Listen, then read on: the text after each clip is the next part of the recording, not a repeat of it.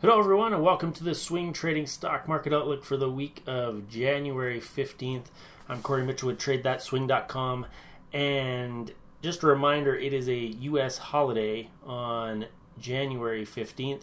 Canadian market is open. Each week I go through the same process, just decide how aggressively I want to deploy capital.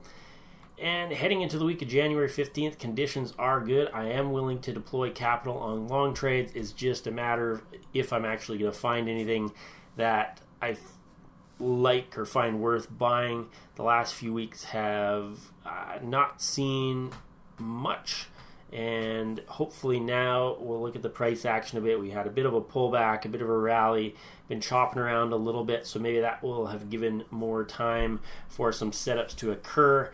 I have some watch lists out there, the best swing trading stocks list. This is just really strong stocks, some potential setups there. But this one, the current stocks watch list, was actual patterns I watch for.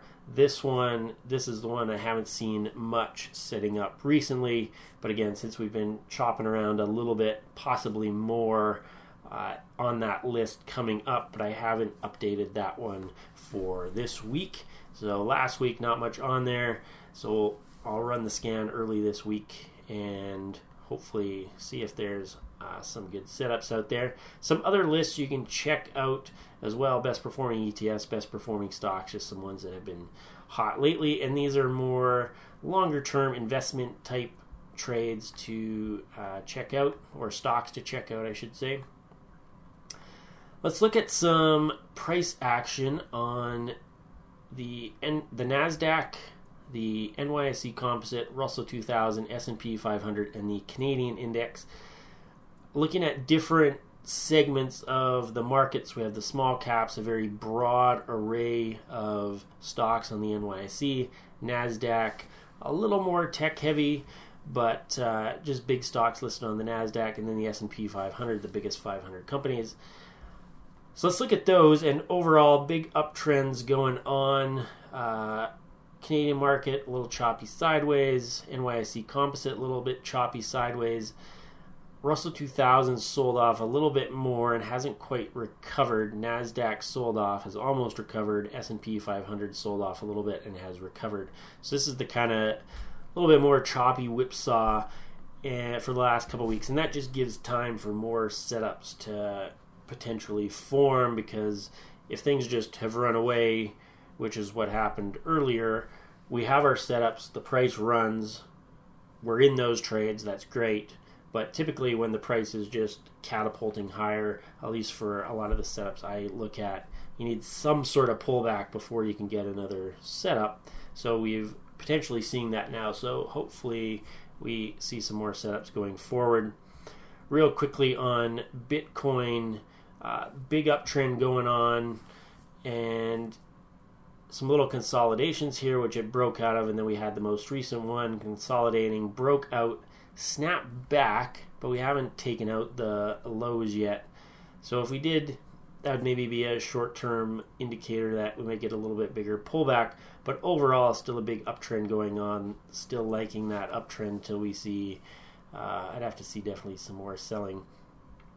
20%, 15%, 20% pullbacks are, almost nothing in Bitcoin. So you'd have to assess your own, how long you're willing to hold it through a pullback, but at the same time, big moves are very common in Bitcoin. So not too worried about this uptrend yet, but if we started taking out this area here, the consolidation lows, then I would definitely have to consider the possibility that we are in a bigger decline.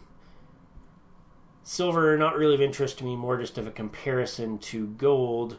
Gold has been bumping up against these highs off and on for a number of years. Big inverse head and shoulders pattern, or upside down head and shoulders pattern. And just waiting to see if this one breaks out. I don't want to be the first one into it. I'm just letting it play out, because if this does break out, that could be a multi-year trend in gold that is commencing. So then, we got time to trade it. But just watching that, and also to see if if this goes, silver may go, but it'd also be nice to see silver firm up as well or start to get a little stronger, and also the basic materials stocks, the gold stocks, if they start to run, that could be an indication that gold is running. But again, we'd see that in the scan list and even our hot sectors that we're going to look at a little later on. If gold gets hot and the gold stocks are hot, we'll start to see that in the sector scan. So let's go to the market health indicators. Just some things that show some underlying strength or weakness in the market. This is an S&P 500 chart up here. This is the number of stocks trading above their 50-day moving average. So the red is S&P 500 stocks. The turquoise bluish is all U.S. stocks. And you can see 82% and 71% trading above their 50-day moving averages. So most things still moving in uptrends. The 50-day moving average is just a very crude measure of stocks moving in uptrends. Generally much easier to make money on the long side when you have more than 50% of stocks above their 50-day moving average. As you can see from these periods, when it goes below, we typically have choppy to downward movement like over here, and then when we're above it, we tend to have these rallying periods. Volume, not really important to me at the moment. This is daily percentage movement of the S&P 500, this ROC indicator, rate of change. And typical of uptrending movement is low volatility. We don't want to see any big sell-off days. If we go back to 2022, you can see a very different type of market. Lots of daily volatility, big moves during the day. Uptrends are categorized more by this kind of melt up type situation where we're moving up incrementally. We drop a little bit, we move up a little bit. And so this is very indicative that we are still in uptrending behavior. Even during this decline, we never had any big sell-offs. No big sellers coming in on individual days.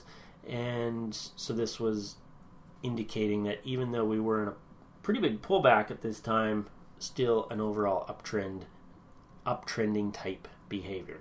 So we're still seeing that now. Good to see in terms of an uptrend. Advanced decline line is advancing stocks minus declining stocks is a cumulative number, and it has just been marching up kind of along with the S&P 500 here. So it's confirming, not really giving us too much information other than that. It will sometimes move ahead of the index or be lagging behind, and that can provide us some information, but it's basically just confirming what the index is doing at the moment. Up volume divided by total volume, this isn't telling us much at the moment. I view this more for when we've been in a decline, and then if you get a 90% upside day, that tells you huge movement or huge buying interest came in. 90% upside day would be 90% of the volume that occurred in a day occurred in stocks that moved to the upside. We can also look at the opposite. A 90% downside day or only 10% upside volume would be when 90% of the volume on a day was in stocks moving to the downside. So those are the two things we're watching for. So basically extreme readings on either side. We've had none recently. We did have some in November and December, and those were bullish signs indicating bottoms and continuations. So those are all doing good at the moment. Last indicator we have to look at is how many quality setups there are and how our trades that have been taking doing. And I haven't seen much that I've been interested in the past few weeks, and that's because stocks were running higher, and then the last couple weeks we've been chopping around a little bit, so that's good. The market or the strategies took advantage of that big run up, but then until there's some sort of pullback or something, we don't have any new setups. And so now we may get the opportunity to trade some since we've had these little pullbacks or choppiness in these indices. But we'll see. I don't predict or do anything like that. If lots of setups occur when I do my scan, great. If they don't, then that naturally backs me off. There's nothing to trade. Sectors on the move. Tech and communication services hot recently. Healthcare and real estate solid overall. technology, communication services, you can see here over the last week. But communication services good over the last month. Technology a little bit lower. Technology good over the last 3 months. Communication services not as good. Healthcare, real estate middle for the week. Nice over the last month and hanging out near the upper half on the 3 month.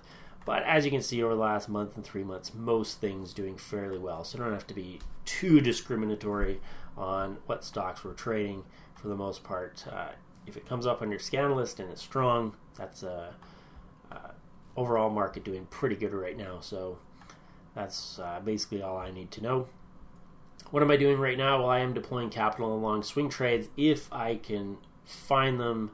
As I've discussed, been a little more, haven't seen much I wanted to trade recently, but hopefully we will get some going forward here.